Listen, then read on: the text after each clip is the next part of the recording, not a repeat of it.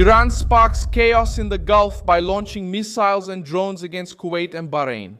And this Wednesday, June 3, 2026, the United States responded swiftly, directly, and with force against the island of Kashmir in Iranian territory.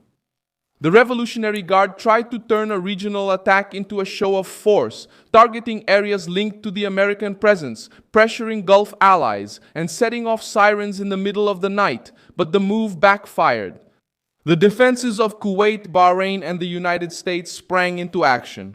Missiles were shot down or failed along the way, and drones were brought down over regional waters. And Washington responded with self-defense strikes against Iranian military infrastructure. What did Iran want to prove by hitting Kuwait and Bahrain? Why did the Revolutionary Guard choose to provoke by targeting bases linked to the United States? How will Trump and the American military command react if Iran insists on this game? I'll tell you all about it in a moment. If you like this kind of straightforward and no-nonsense content, consider subscribing because we have videos like this every day. The attack began when the Revolutionary Guard launched ballistic missiles and drones from Iran toward targets in the Gulf. Kuwait went on alert after explosions and the activation of air defense systems. Bahrain also activated sirens and instructed residents to seek safe places.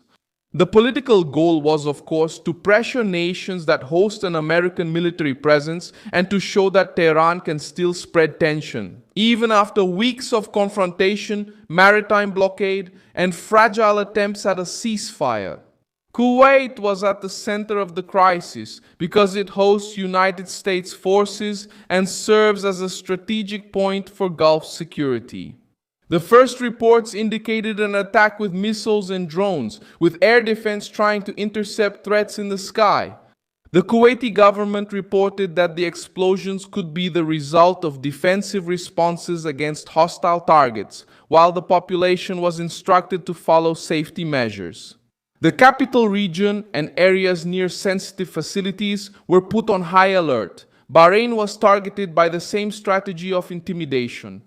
The nation is home to the United States Navy's Fifth Fleet, one of the strongest symbols of American presence in the Gulf. The Revolutionary Guard tried to present the operation as retaliation and claimed to have targeted military structures linked to the Americans. But the United States Central Command stated that the attacks did not achieve their intended objectives. 3 missiles sent against Bahrain were intercepted by American, Ukrainian, and Bahraini defenses, while other launches failed before producing the effect that Tehran wanted to show. The American response came soon after in southern Iran, near the Strait of Hormuz. Central Command stated that it carried out self-defense strikes after the Iranian offensive against regional neighbors and civilian vessels. The island has strategic value because it is located in an area related to maritime control, oil transit, and Iranian military movement. Washington did not treat the episode as a simple verbal provocation. It treated it as a practical aggression, with a practical response. The hardest blow to Iran was not just military, it was also narrative. Tehran tried to announce a precise and focused operation against American bases, but the American version points to another scenario. Missiles that broke up along the way, successful interceptions, drones shot down, and no American soldier harmed. The Revolutionary Guard wanted to project strength, but ended up exposing flaws, improvisation, and desperation within an escalation that it helped create itself. The tension also reached the sea. Central Command reported that American forces shot down attack drones launched against civilian vessels sailing in regional waters.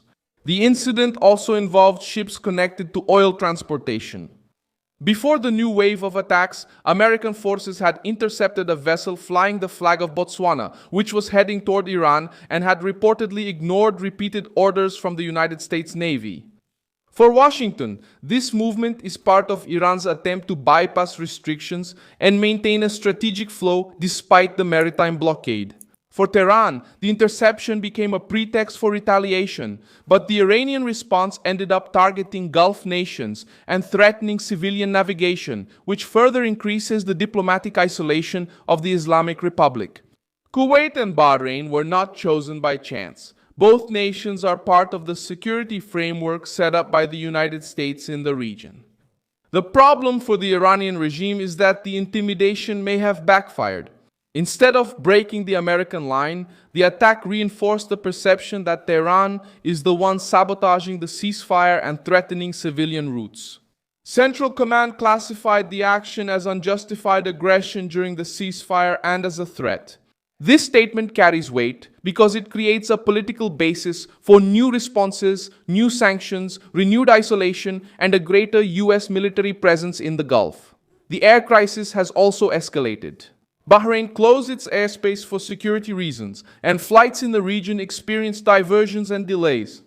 Kuwait also faced disruption to air travel, with reported damage in the area of the international airport and a temporary suspension of operations. This shows how a planned attack as a military demonstration turns into direct losses for civilians, airlines, businesses, and governments that try to maintain minimal operations amid a war of nerves. The attack on Kuwait exposed another sensitive point. The region's air defense is being tested in real time. Every missile launched by Iran forces radars, interceptor batteries, and joint commands to react within seconds. When some of the projectiles fail in flight or fall before reaching the target, it shows Iran's technical limitations. When others are intercepted, it shows that the defensive network of the United States and Gulf allies remains active. For Tehran, the political cost is high because the propaganda talks about precision, but the results shown by Washington speak of failure. Trump enters the picture. As the president, he cannot allow Iran to turn the Gulf into a free area for blackmail. The White House knows that any sign of weakness would be read by Tehran as a license for new provocations. That's why the response in Kazan was swift. It wasn't a long speech. It wasn't an empty promise. It was an attack against the military structure linked to the threat. The logic is simple. If the Revolutionary Guard launches vessels against allies, the United States targets the regime's control and attack capabilities. Iran tries to justify the offensive, saying it reacted to American actions against its sovereignty. But the context weighs against Tehran. With each failed attack, the regime gives more justification for the United States to maintain the blockade, reinforce patrols, expand air defense, and strike military targets. The Revolutionary Guard can even make noise, but noise is not victory. Victory requires hitting the target, real effect, and control of the next step. So far, Tehran has launched, failed, seen drones fall, and has even received a response on its own territory. The situation in the Gulf now enters a more dangerous phase because each new shot can trigger a new round of attacks. If Iran insists against Kuwait, Bahrain, Saudi Arabia, the United Arab Emirates, or civilian vessels, the reaction is likely to be broader. The United States has already made it clear that it will defend its own forces, regional allies, and maritime routes. The Gulf nations also have no interest in becoming hostages to the Revolutionary Guard trying to save internal prestige with missiles launched in the dark. The attack also puts pressure on diplomacy. While some channels are still talking about a ceasefire and negotiation, the military field shows a different reality. There is no stable environment when one side launches missiles at its neighbors and then claims there is still restraint. Trust collapses when the regime promises one thing and does another.